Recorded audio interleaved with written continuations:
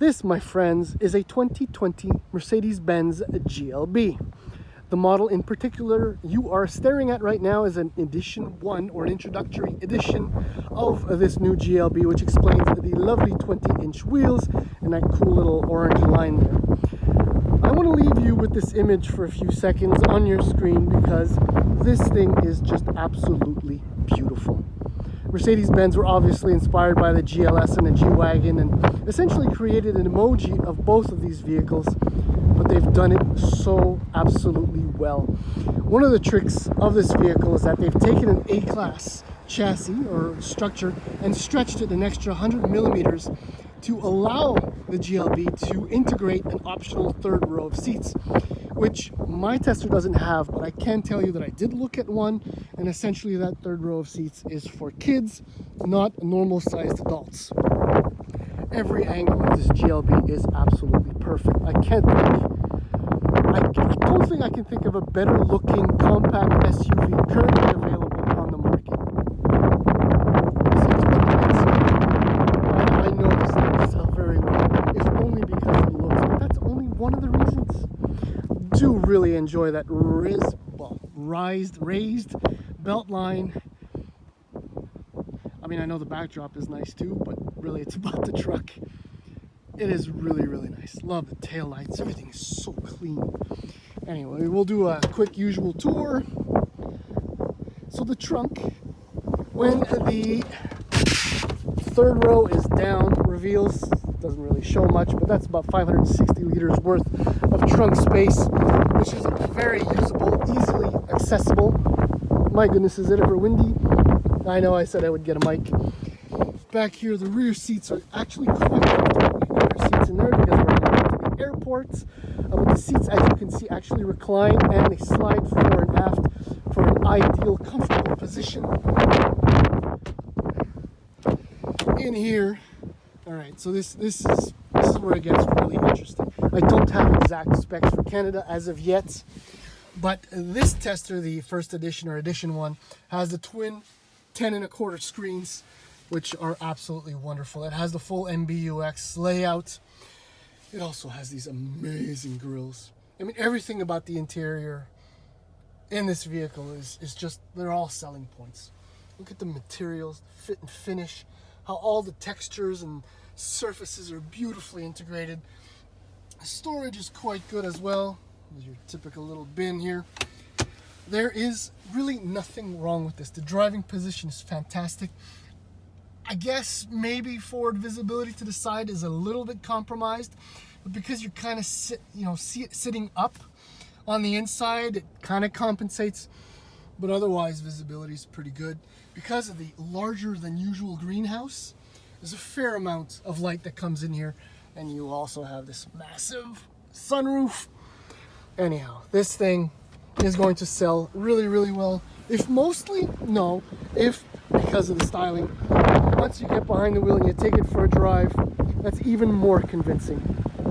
Anyhow, enough chit chat about that.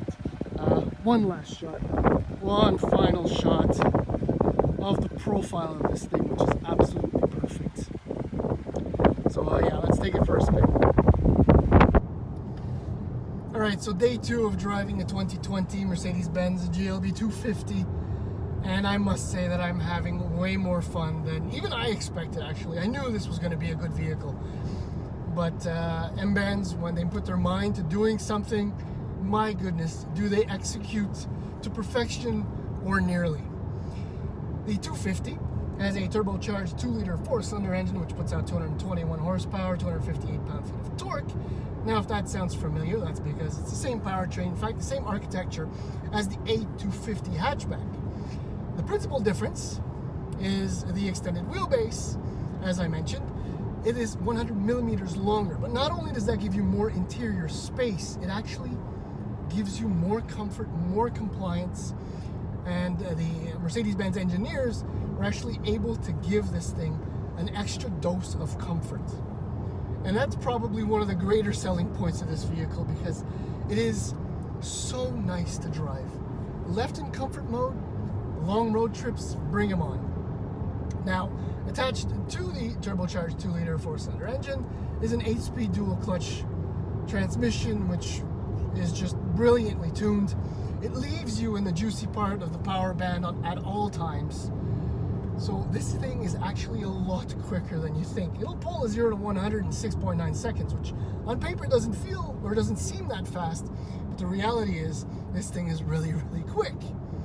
Now, speaking of quick, I got to drive an AMG 35 yesterday, which has it also 2-liter turbocharged 4-cylinder engine, but it puts out 302 HP and 295 pound-feet of torque. To give you an idea, it'll pull a 0 to 100 in 5.2 seconds. And in order to handle that extra power, M-Benz actually tightened up the structure somewhat. So this thing is like a 9.5 on 10 as far as, you know, the structure and then how stiff it is and all that. The 35 is a solid 11, which makes it that much more responsive. You notice it immediately when you get behind the wheel. But truth be told, this is the better buy between the two. Not only will it be more affordable, it's more than enough power. It'll have great fuel economy. Just to mention, the only downside, I think, is the 8-speed dual clutch, which from a start-stop, left in comfort mode, is kind of laggy, but you can always put this, put the dynamic drive select into sport, and that eliminates that essentially.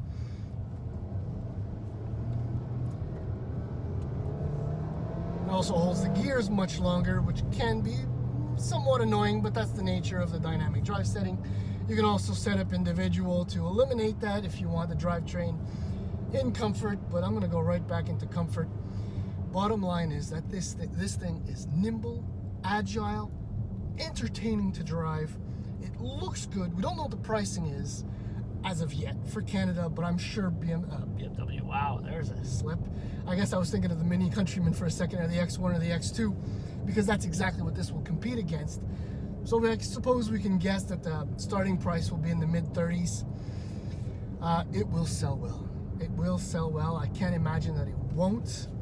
The packaging is brilliant. The styling is amazing. The driving experience is beyond expectations. This is going to be a solid hit for M-Benz. I really, really like it.